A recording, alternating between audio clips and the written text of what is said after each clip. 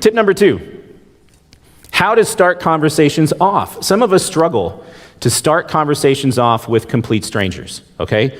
Some of us are so awkward that even thinking about starting conversations makes us immediately die of cringe. Or maybe we're with people who we don't really know very well, and we kind of run out of things to talk about very quickly because they don't really talk back, okay? This next tip addresses these scenarios and situations just like them. Here's 2 important things that you need to remember about people, and this is true. 9 times out of 10, this is true. Number 1, people love to talk about themselves, all right? They love it more than anything. They love to talk about themselves.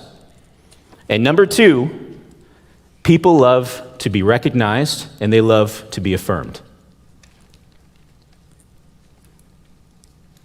Oh, you guys are good. I like that. Let me say that again. People love to talk about themselves more than anything else. And also, people love to be recognized, and they love to be affirmed. So this tip basically takes those 2 important truths about people and gets meaningful conversations out of it. Because all you have to do, if you want to start a conversation off with a total stranger or somebody you don't know very well, is just ask them about themselves in a way that recognizes them. Sherlock Holmes, the greatest detective of all time. Don't fight me on that. Sherlock Holmes would do this all the time. He would amaze people by his skill of deduction, and he would look at somebody and he would read the clues off their person and then blow their minds in a way that actually started a conversation very well. Okay? I'm going to read to you an excerpt from The Adventure of the Speckled Band. What'd you guys do tonight? We read Sherlock Holmes. That's fine. This is from a story called The Adventure of the Speckled Band. Listen to this. Sherlock Holmes ran her over with one of his quick, all-comprehensive glances. Stop. This was a lady who came in because she was afraid that her sister's ghost had come to haunt her in her house. So Sherlock Holmes, he runs over her with one of his quick, all-comprehensive glances. "You must not fear," said he soothingly, bending forward and patting her forearm. "We shall soon set matters right, I have no doubt. You've come in by train this morning, I see." "You know me then?" said the lady. "No, but I observed the second half of a return ticket in the palm of your left glove. You must have started early, and yet you had a good drive in a dog cart along heavy roads before you reached the station." The lady gave a violent start and stared in bewilderment at my companion. "There's no mystery, my dear madam," said he, smiling. "The left arm of your jacket is sputtered with mud in no less than 7 places. The marks are perfectly fresh.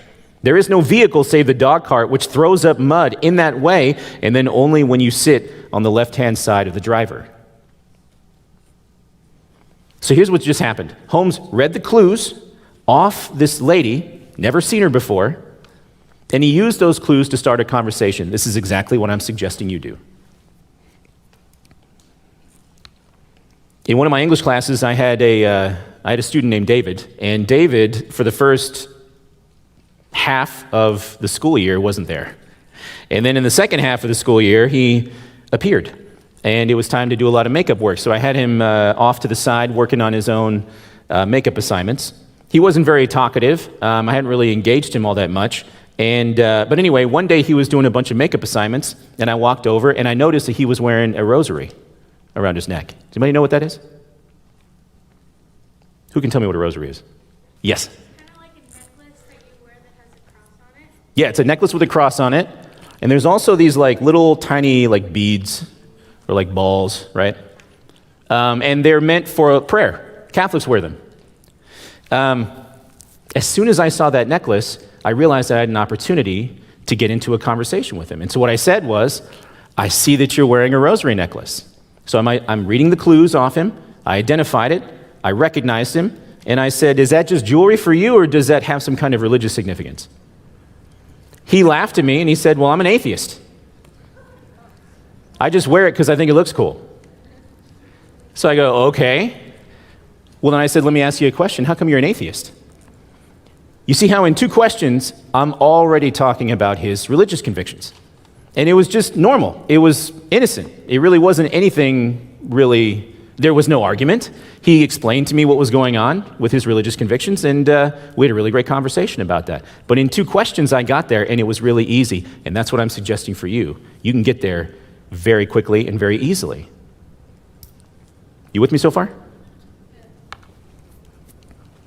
You don't even have to be good as Sherlock, okay? You can mess up. People love to correct you. Again, if the focus is on them and they're talking about themselves, they don't mind correcting you. It's totally fine. You're asking people to talk about themselves in a way that recognizes who they are in some small way. Sorry, I should have put that up there. So again, we're putting two fundamental truths that I mentioned, and we're turning them into questions. That's it.